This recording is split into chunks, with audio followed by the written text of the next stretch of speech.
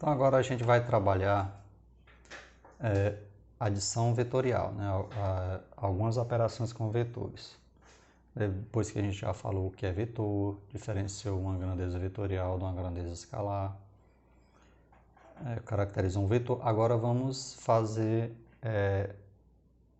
analisar as adições vetoriais, certo? Então vamos ver aqui caso a caso. Nessa parte da adição vetorial, a gente vai analisar esse caso aqui, ó, vetores que estão na mesma direção e no mesmo sentido. Então, observe como é que a gente determina a soma desses dois vetores, né? Então, veja aqui, o vetor A, que é esse verde, ele tem 2 unidades. O vetor B, que é esse vermelho, ele tem 3 unidades. Se eu for fazer a adição desses dois vetores, como eles têm a mesma direção e o mesmo sentido, o que vai acontecer é que eles vão se somar. Então, olha aqui, ó, 3 unidades mais 2 unidades vai dar um vetor soma de 5 unidades. Parece bem óbvio isso aí, né? Isso é assim porque os vetores têm o mesmo sentido, mas você vai ver que quando os vetores tiverem sentidos contrários, a ideia vai ser um pouco diferente, certo? Mas essa soma aqui, vetorial, ela é muito parecida com a soma escalar, né? Uma soma escalar, uma soma numérica de números inteiros, porque lá nos números inteiros a gente não considera o sentido dos vetores, já aqui a gente considera o sentido dos vetores, né? Então, quando ele tem a mesma direção, o mesmo sentido, fica igual, mas quando tem sentidos contrários, aí muda um pouco a ideia, a lógica, comparada à soma de números decimais, certo? Então, aqui é a forma que a gente escreve essa soma, né? Veja que eu estou aqui os vetores, ó. Uma coisa interessante, ó, toda vez que você vai escrever uma grandeza vetorial, você escreve a grandeza vetorial, a letra que representa o vetor e a setinha em cima dela. Isso aqui a gente lê assim, ó, vetor A. Isso aqui a gente lê vetor B. Isso aqui a gente lê vetor soma, certo? Vetor S, que no caso é o vetor soma. Quando eu escrevo os vetores sem aquela setinha lá em cima, é porque eu estou me referindo somente ao valor, né? Ao módulo do vetor. Então, aqui é o módulo do vetor soma é igual ao módulo do vetor A mais o módulo do vetor B. Quanto é o módulo do vetor A? 2. Quanto é o módulo do vetor B? 3. Então, somando o módulo de A com o módulo de B, eu vou ter um módulo do vetor soma que dá 5 unidades. Ok? Então, a ideia é essa. Agora, ó, quando os vetores têm mesma direção e sentidos contrários, como é que a gente faz? Os vetores têm mesma direção e sentidos contrários. Aí você faz o seguinte, observe aqui, ó, o vetor A tem 4 unidades, ó, contando os segmentos, 2, 3, 4. O vetor B tem 3 unidades, vamos contar os segmentos, ó, 1, 2, 3. O vetor soma seria o quê? Seria você pegar esse vetor A, por exemplo, e subtrair do vetor B. Então, o vetor A tem 4 unidades, o vetor B tem 3 unidades. Dessas 4, você tira 3, fica o quê? Só 1, só esse pedaço aqui. E observe que o vetor soma, no desenho aqui, né, no gráfico, o vetor soma, ele tem as mesmas características do resto que sobrou lá do vetor A. O vetor A não está apontando para a direita? Pois o vetor soma também está apontando para a direita. Quando eu tenho dois vetores nos sentidos contrários, é como se um enfraquecesse o outro. Um vetor consumisse o outro. Ou seja, vai haver uma redução desses vetores. Quando os dois vetores estão no mesmo sentido, eles estão se somando, aumentando suas intensidades. Agora, quando eles têm sentidos contrários, eles estão se reduzindo. Um reduz o outro, certo? Então, no caso, um vai ser subtraído do outro. Aí, quando a gente for escrever o módulo do vetor, quando a gente for fazer a soma, a adição desses dois vetores, na verdade, essa adição vai se transformar numa subtração pelo fato de eles estarem nos sentidos contrários, certo? É por isso que a adição vetorial é diferente da adição de números decimais, porque o número 4 somado com o número 3, se fosse números decimais, 4 e 3 daria 7. Mas como esses números não estão representando números decimais puros, eles estão representando vetores, aí eu tenho que levar em consideração o sentido. E toda vez que tiver vetores nos sentidos contrários, eles vão se subtrair, ok?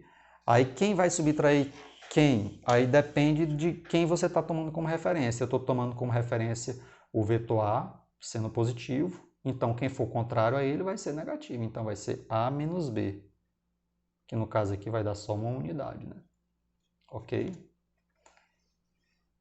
Agora, quando os vetores estiverem perpendiculares, outro caso aqui, ó, vetores perpendicular. Perpendicular quer dizer formando um ângulo de 90 graus. Ó. Esse aqui está na vertical, esse aqui está na horizontal. São perpendiculares.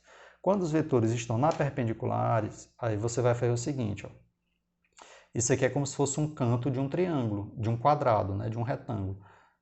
Que esse vetor A está menor do que o vetor B. Aí você fala assim, ó, completa outro canto aqui, ó, fechando o retângulo completo, né?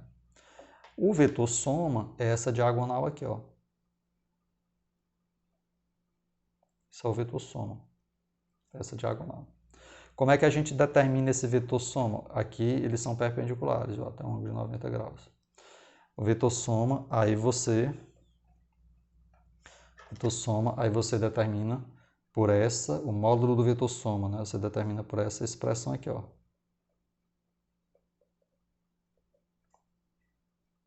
Vetor soma ao quadrado é igual ao vetor A ao quadrado mais o vetor B ao quadrado. Isso aí nada mais é do que o teorema de Pitágoras.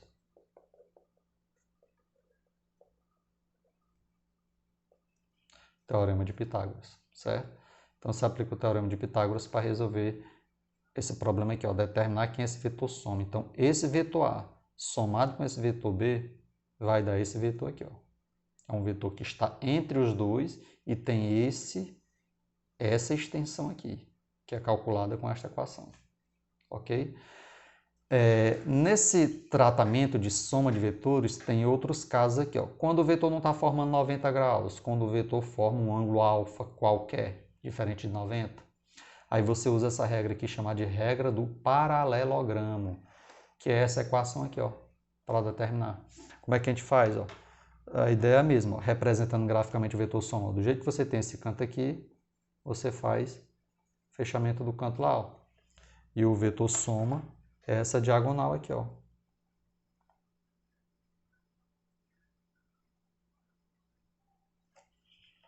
Essa diagonal. Então, isso aqui é um paralelogramo, né? Que inicialmente só tem essa extremidade dele aqui, esse canto dele aqui, formado por esses dois vetores. Aí você faz o prolongamento, ó, do outro lado do paralelogramo.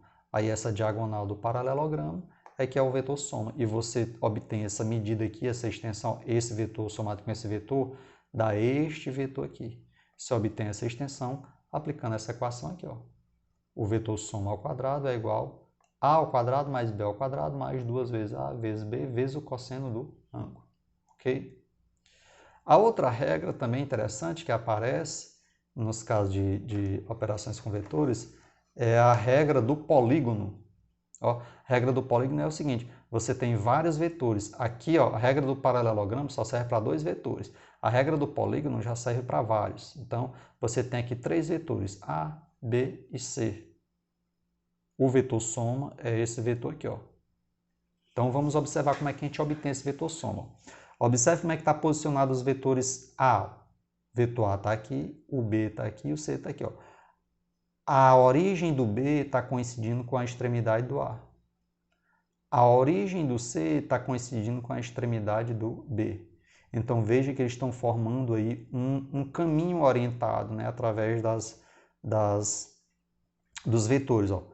O vetor A começa aqui, termina aqui.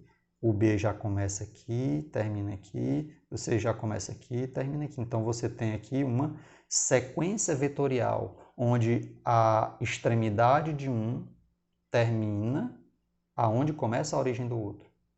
Então, quando você tem esse caminho aqui, aí o vetor soma você obtém desenhando isso aqui, ó, coincidindo a origem dele com a origem do primeiro vetor que está sendo somado e a extremidade dele terminando na extremidade do último vetor que está sendo somado. Quem são os vetores que estão sendo somados? Esses 3. Então, o vetor soma é aquele no qual a origem começa lá na origem dos vetores que estão sendo somados e a extremidade termina lá também na extremidade onde os vetores estão sendo somados.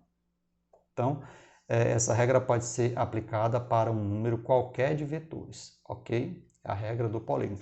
Nós vamos exercitar cada uma dessas regras aqui, ó. Vamos trabalhar questões envolvendo cada uma dessas regras aqui, certo? O objetivo aqui era a gente apontar as características de cada uma e vocês verem como é que funciona a técnica de organização para obter o vetor soma em cada caso, ok?